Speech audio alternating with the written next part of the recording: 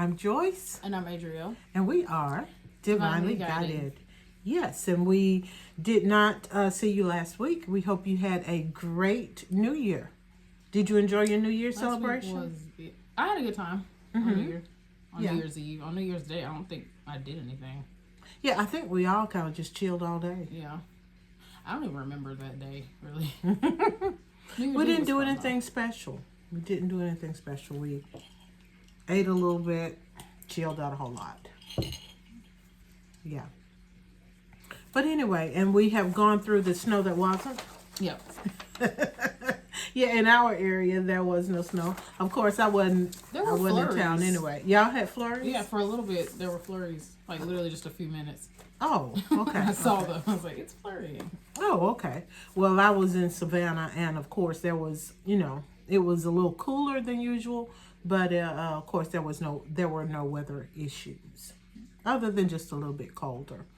I missed you in Savannah, though. Yeah, it would have been fun. Julia said, we're missing our bundle of energy. I said, yes, we are. How many years have you done that trip with me? Since 2017. Really? Yeah. It's been a long time, longer than I realized. Huh? Yep. Time passes quickly. Yeah. But anyway, today we are doing the final show on one that's been going on for a while now. Yeah, this is it. This is the last one. But it is talks about building the bonds in mother-daughter relationships. It is one that was, the article that we've been going through is one that was written by Dr. Rachel Glick. And as I've said repeatedly throughout, but I got to say it one more time for disclosure, we're just reacting to her article. And although it's about mother-daughter relationships, the principles that she addresses here, they would work for any relationship. Don't you think? Mm-hmm. Many of the things that she discussed, I think, are essential to meaningful relationships. And since today is our last day, and you can feel free to go back and check out those videos of ours on our Divinely Guided podcast on our page. And you can look at those, but we've talked about in relationships, you have to leave room for individuality. We talked about building common interest. We talked about spending time together, but not too much time. We talked about hearing each other out, even if you disagree. We talked about allowing relationships to transform, as they all will, because we grow and change and evolve over time. We talked about accepting each other and not judging, and that is one that is so important for all relationships. Another thing, not only do you accept each other, but you appreciate each other openly. And I love that concept. Then last week we did the special note to daughters, where she says to daughters they should consider trusting their mom, follow their passions, and remember for the daughters, it's not you, it's her. And so tonight we're going to go over the last thing she talks about, and this one is a special note to mothers. And just quickly, the areas that she talks about, and we'll go into these in detail a little bit after, is just allow your daughter to explore how she views her childhood experiences. And that includes how she views your parenting. Don't overgive. That is a good one. Yes. This is for today. Yes, this is for today. Don't overgive. Number 3, don't be afraid to share a concern you have for their future. And again, that's talking to mom. Don't be afraid to share with your daughter if you have concerns about her future. And then one that kind of made me think of you was turn around approval seeking. If your daughter is seeking out your approval, kind of turn that around. And I want us to talk about that one because we've kind of broached that one a little bit in our relationship conversations before. Yeah. So, but the first one was allow your daughter to explore her views on her childhood. And when I looked at that, the thing that came to me was your daughter's experience was her experience. It wasn't necessarily what you thought what she was experiencing. It wasn't necessarily what you even intended for her to experience. Her experience was her experience. Your daughter's perception of her own experience is very real for her, regardless of what you thought you were doing or what you intended. Her perception of it is still very real for her. And so we should not discount that. And we should allow our daughters to feel what they feel and to express to us what they feel. I think one of the things what happens when we allow our daughters or even our sons to express to us their feelings about some experience they've had, that opens up the opportunity for us to discuss what happened or how they experienced it versus what we thought was happening. It just opens up a deeper level of communication, I think. What do you think? Yeah, but I mean, no one's childhood is perfect, and so everybody's gonna have stuff they need to express or something that could have been done differently. Oh, absolutely. So it's like your daughter is not above being able to have traumas of her own. Like, right. She's a person just like you. Right. You've got your traumas that you grew up with, and she's got hers. Yeah, absolutely. So that's it for me. Okay. One of the things that I thought that I saw in here, and it took me back to something my mom said to me many years ago, but and I put a star about it. She says, we often don't even remember saying that one thing to our daughter that stuck with her or that may have caused her pain. Because I remember once my mother saying that I was not a pretty little girl, but I would be a beautiful lady. She didn't think anything of it. That stayed with me my whole life. Because I just, all I heard her say was I was an ugly little girl. And so that's who I perceive myself to be forever. Yeah. Forever. Just an ugly little girl. And of course, she didn't think anything of it. She just, in her mind, she was telling me that I was going to be a beautiful lady. But that's not how I heard it, nor how I perceived it. Yeah. You look like you hadn't thought about that. I am. Just, I have my own connections I'm making. But, you also have to watch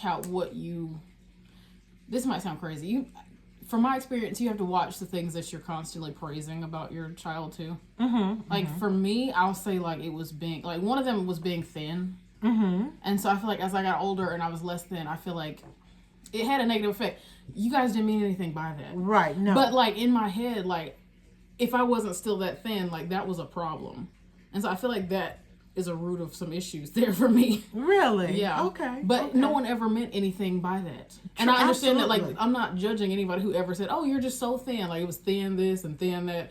And I'm older and I'm like. Yeah, because your granny used to call you thin mint. Yeah. Mm-hmm. No one meant anything by that. But so, I don't know. Yeah. So I don't know. If I ever have kids, I want to, and you guys did this, so I'm not trying to say you didn't. I just want to make sure that I'm also praising parts of them that you can't see. Mm-hmm. Mm-hmm. So. Yeah. One thing I always notice with you is for some reason it made you uncomfortable or made you feel some type of way when I always said, and I still say it, that you're so talented. But for you felt like I was disregarding all the work you were putting into in the past. Your skill. In the past, yeah. Mm-hmm. Mm-hmm. Yeah, but I think you're greatly talented and like I said, I do recognize that you put in a whole lot of work to anything that you want to master, you go whole hog. Oh. But anyway, I liked when she said that the thing that we may not mean, nobody meant any kind of insult or nothing saying you gotta stay thin in order for us for you to be beautiful. Said anything like that. No, but those things can still be perceived in a way that is very real for the person you're saying it to. Yeah. And like I said, my mom never meant to hurt my feelings when she told me I was gonna be beautiful as I got older. But for me, all I could see was just the ugly kid part. Yeah. Yeah. And so for years I remember when I was in high school and they wanted me to be in a pageant and I was like, but I can't be in a pageant. I'm ugly. It's not funny. It's the way you say it. But I said that, and they were like, "What?" It's not funny. But that stayed with me. So those things, one of the things she also says in this particular paragraph, she says, we moms tend to think we should be perfect. And frankly, when we're looking back at situations, we might have handled that situation the same, even if we had to do it over again. So some things that we do are not going to be perfect. And then I love this last line she has here. And if we truly made a mistake, remember, we do better when we know better. Yeah. Sometimes we mistakenly hurt or do something that is not the most beneficial. But as we learn and grow, we know better, we do better. But what we can remember from this is just allow our children or either another person you're in a relationship with, allow them to express their experiences in that relationship. Allow them to express how something you may have said or done, how they perceived that, because their perception is their reality, as far as they're concerned in that moment. And so we have to allow that and not disregard it and not poo-poo it, because then I'm not listening to you. I'm making light of how you feel about this, but let me express it. And then if I've done something that I truly was wrong about, I need to be willing to say I'm sorry. And if you perceive something in a way that I did not intend it, here's the opportunity for me to say, no, what I meant was, I did not mean anything harmful. This is what I meant. Yeah. So we have to be willing to allow our daughter to explore her experiences and express her reality about it. Second paragraph was don't overgive. And I thought, why you look at me like that? Do you feel like I overgive when it comes to you? With me, no. Okay, so the way you put that out there, not with you, you think I overgive with Jared? With me, no. Oh, I think for you, it's almost easier to overgive, I think. Why do you say that? Because you're so easy to buy for. I feel like I give. really am. I say that all the time. But you are. You're just so easy to buy for. Very open about what I like. Yeah, and then you're very open about receiving those things from me, at least, or maybe I just know your style, that, you get it and you wear it and you look so good on you. And I don't know that I think you overgive to me. Mm-hmm. You do give me a lot of makeup and skincare stuff and yeah. Yeah, but I used to, and even on this trip, I caught myself over and over again saying, "Oh, this would be so cute on Adrielle. Oh, that's what looks so good on Adrielle." But I caught myself from spending a lot of money that I didn't need to spend. But it was that's why I say it's so easy, because there are just so many things out there that I know this would be so cute on Adrienne. This would be a perfect little work outfit for Adrienne. I did it all every time I went shopping. I did every store I went in. But it says, don't overgive. Many moms fear their daughters will not be close to them if they don't keep giving. But I don't feel that at all. Mm-mm. That one thing she said in here that really, it kind of caught me off guard, and I see you have it underlined on yours. Oh yeah. Overgiving is selfish and can lead to chaos and resentment. So what about that statement made you underline it? Because overgiving can become like a problem for the person doing it, because then you start to feel like you're owed something back when at the end of the day, no one told you to do that. Like somebody can appreciate it, but it can cause resentment. Because you're like, I give you absolutely everything. And so I'm like, do you expect me to also give you absolutely everything? Because I might not be in the place that I can give you as much as you can give me. Right. So right. It can I can see that. And when you said that, the way you said it hit me in a different way just then, other than even me just reading it. Yeah. Because it can cause resentment. Yeah. Okay. But I circled that, and I was... what I wrote about it is overgiving can be more, if you're not careful, it can be more about the mom than the daughter you're giving it to. You're giving it, and I don't even feel like going in as deep as I feel like that one could go. But she said, don't overgive her. Don't overgive. Do what's best for your daughter by helping to empower her to live and learn from her own choices. And that one, without going into a lot of detail, I know you and I had a situation, and I felt like I kind of let you learn from that choice, although it was difficult for me to allow you to learn from the choice. But we have to be willing to do that. Yeah. If we're trying to empower our daughters to become young women and ultimately the stewards of their own household. Have to give them that power to do it without us being there to pick up the pieces. We can't hover over our children. Oh my goodness. And try to protect them from their life. Yeah. Because you're just hurting them. You really are. Because you're not going to be here forever. And then You're not. And I know some people, unfortunately, who just cannot seem to live and thrive without their parents. And parents are not going to be here forever. Absolutely drive me insane. Yeah. No, I don't think you have. We were talking about independence. And one of the things they brought up, they were like, Adrielle is very independent. I'm like, absolutely. When was this? When we were on the trip. Oh, yeah, when I was talking with my sisters and we were out having lunch and everything. And they were talking about how independent you are. I was like, yes, she is. And you reinforce that independence. Yeah, like I can't explain it. Like if somebody's doing too much for me, it's going to drive me absolutely crazy. Mm-hmm. Like I have to get up and do some things. Yeah, and you would give me that look sometimes like, I can do that, right? Yes. No. Like it's not even personal. It's really about me. Like I need to do this. And I can understand and I can appreciate it. And I feel good about it because I feel like I know you can take care of yourself. Yeah. Although I hovered a little bit in my mind last week because I was concerned about whether you were going to be out of town and get caught in the ice. Oh, that was not a fun situation. Uh-huh. But I feel like it was handled well and it ended up working out. But right, it was handled well, but I didn't want to hover too much. But then I also found out a little bit later that Julia had shared some words with some people saying if it looks like ice, send my baby home. Don't have her trying to slide up the highway.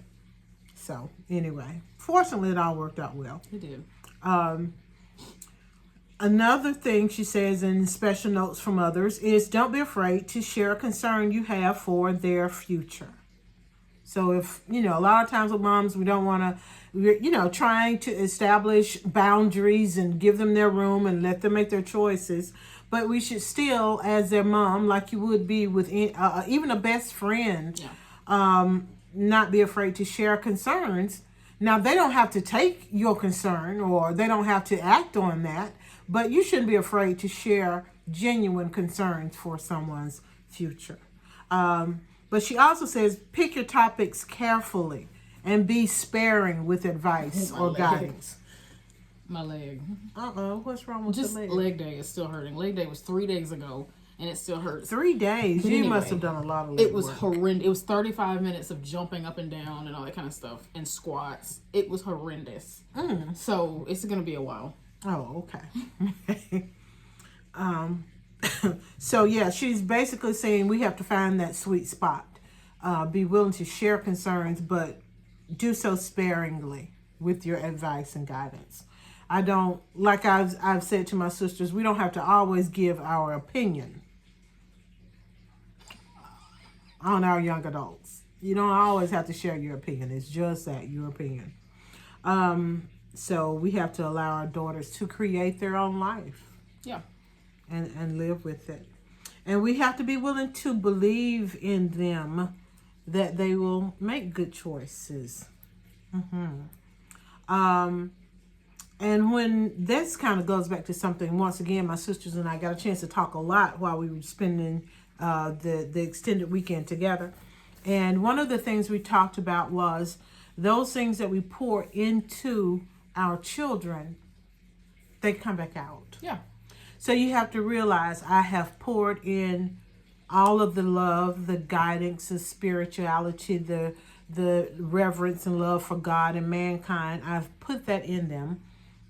The necessity for Didn't we taking talk care of about that yourself. on here before? We may have. Like, I think I kind of brought it up one time earlier.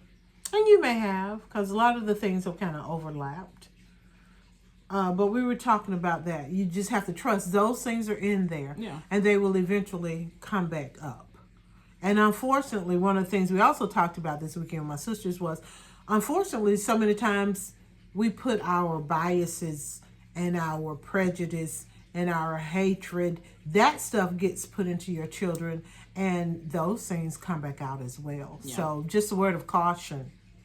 Be careful what you're feeding your children's spirit, because it will grow up.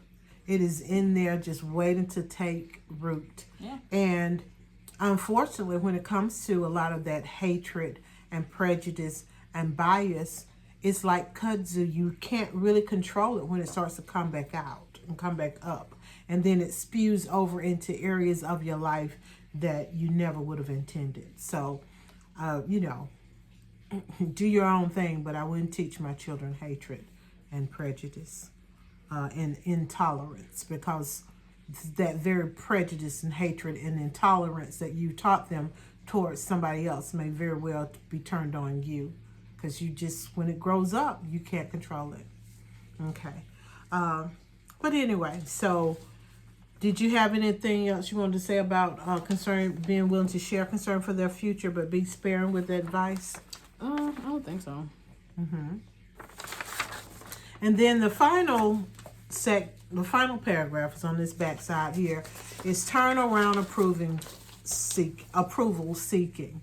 And she says, look for signs of your daughter trying to negotiate for your approval.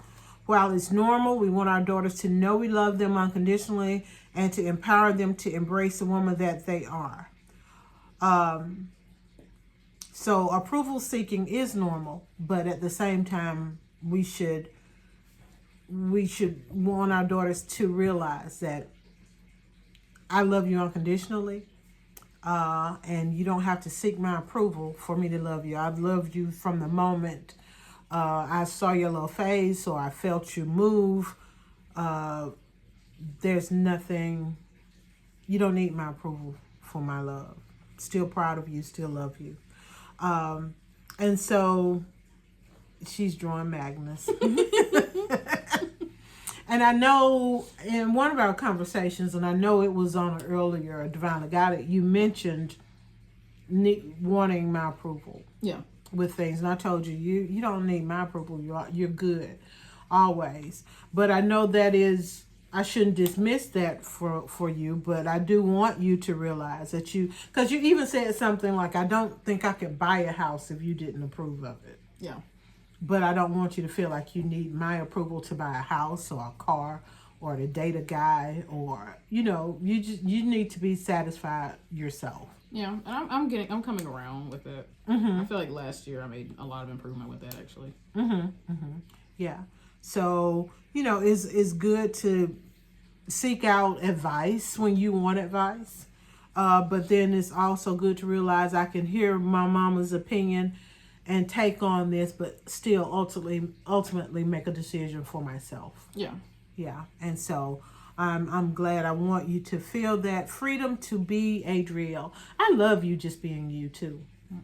I really do. I really do. Because you are just a unique character. Yep.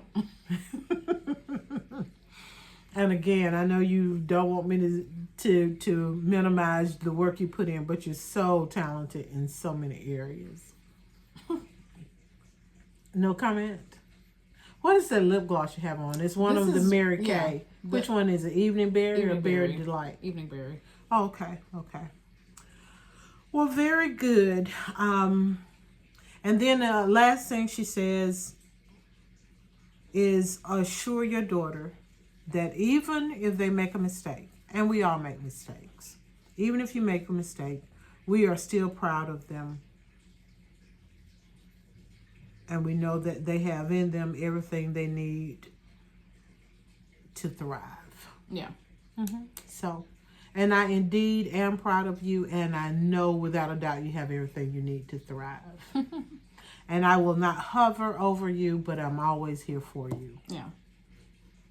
Is that a deal? Yes. And Adri is my special little gift. I'm sure I've mentioned it before. I had her on Mother's Day in May of 1998. Literally on Mother's Day. That's funny. Yeah. And so she's always been my little Mother's Day gift. Yeah.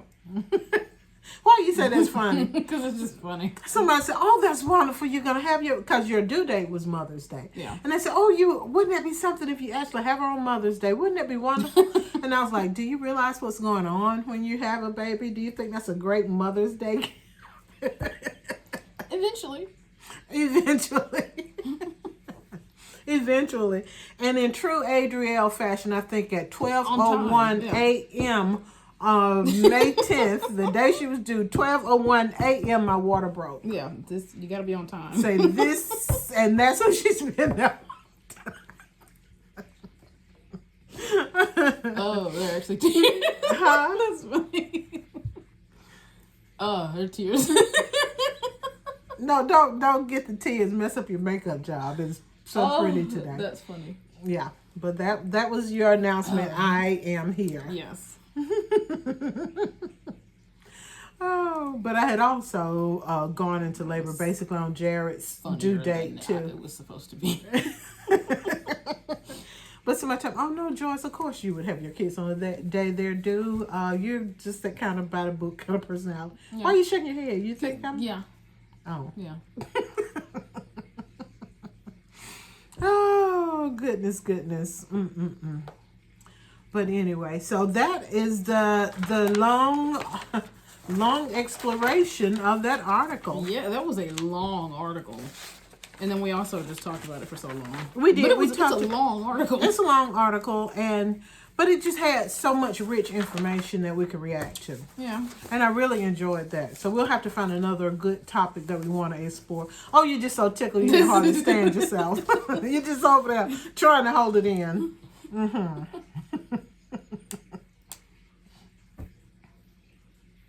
Yep.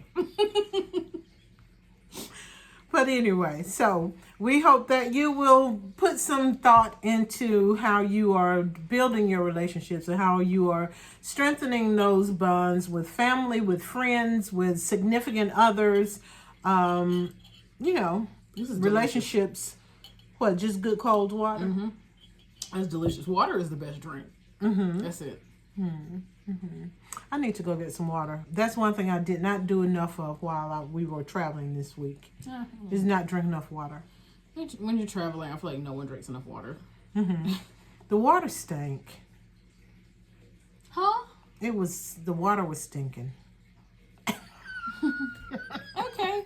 So I did eventually buy me a big bottle of Smart Water so I could drink some of that.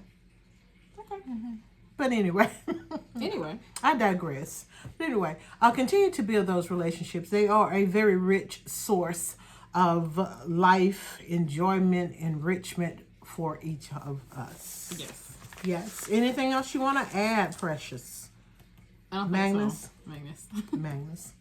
All right. Well, we hope that you will have a wonderful week, that you will take some time for yourself, that you will focus a little bit on self-care. We're still pressing self-care. And in this new year, that you will make self-care a priority for you. Yes. All right. I see you have a journal. I do. Mm-hmm. My It's friend pretty. gave me this one. I like that deep, rich green. She said this green made me think of... She said this green made her think of me. And I was like, that's fair. Mm-hmm. But yeah, it's the mental health journal. Mm-hmm. You just fill it out every day. Oh, okay. I like it. Well, very good. Very good. And it's all annotated and Yeah. has all the stuff. Oh, okay. Yeah. I like it. I like. Mm-hmm. All right. Well, that's all we have for you. We hope you will have a great week. And until we see you again, take time for yourself. Why? Because you deserve it. You absolutely do. Good night. Good night.